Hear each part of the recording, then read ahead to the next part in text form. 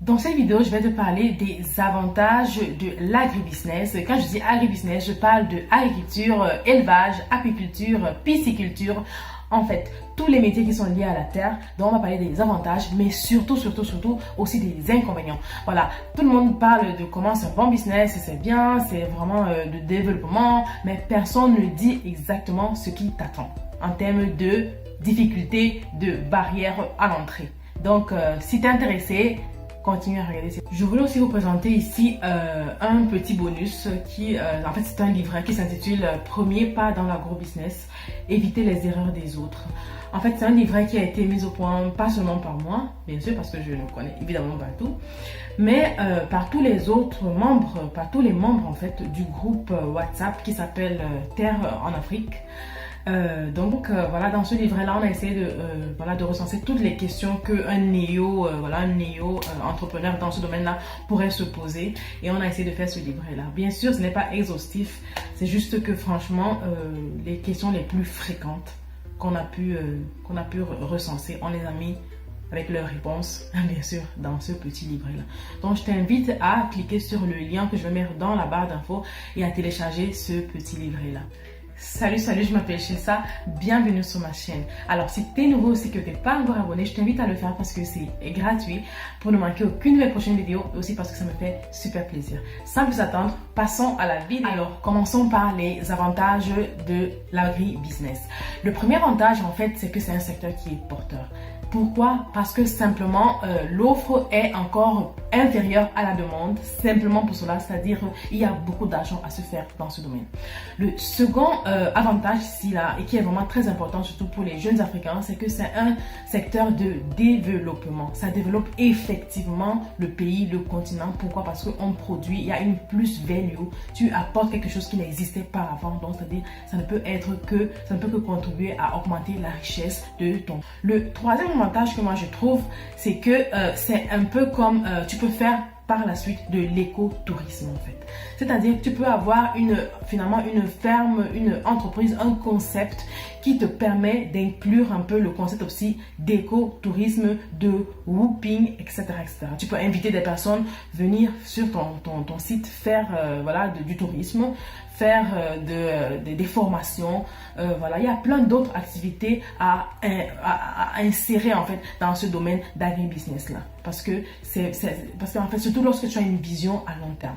Le quatrième avantage que je trouve à ce business, c'est que en réalité, au fond de chacun de nous, surtout à ceux qui sont intéressés à l'agribusiness, on a un peu un rêve de jardin d'Éden, j'aimerais dire. Je l'appelle un peu comme ça. C'est-à-dire, on se voit tous, voilà, à la retraite, dans son endroit où ce sera verdoyant, on aura des arbres, on n'aura plus qu'à tendre la main pour manger des mangues bio, on n'aura qu'à tendre la main pour manger son propre maïs, son propre plantain. C'est-à-dire, ça c'est cet avantage-là, parce que tu peux vraiment te voir dans une espèce de concept où tu as ta maison là, où ta famille vit là et où tu peux espérer avoir une vie plus saine pour toi et pour les gens qui comptent pour toi.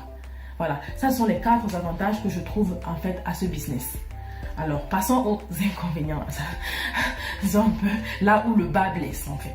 Alors, le premier inconvénient que je trouve ici, c'est que la courbe d'apprentissage dans ce domaine, dans ce métier, est vraiment très élevée. Alors, en général, vos premières récoltes, vos premières tours d'élevage, etc. seront perdus. Pourquoi ça sera perdu? Parce qu'il faut du temps pour apprendre ce métier. Des fois, tu t'entoures même bien, tu prends les techniciens, les experts, les ceci, cela, ça échoue toujours. Et aussi parce que, comme je disais dans une autre de mes vidéos, on est vraiment ici en collaboration avec la nature. Il y a des fois des choses qui ne marchent pas. C'est pas facile. C'est pas facile. C'est vrai qu'avec le temps, on s'affine, on devient un peu plus expert, mais au départ, c'est difficile. Donc la courbe d'apprentissage est vraiment raide quoi. C'est pas facile comme métier. Le deuxième point négatif que je trouve à ce business, surtout en Afrique, ce sont les vols. Voilà. Tu vas pratiquement produire ta banane plantain pour que d'autres personnes prennent pour aller vendre.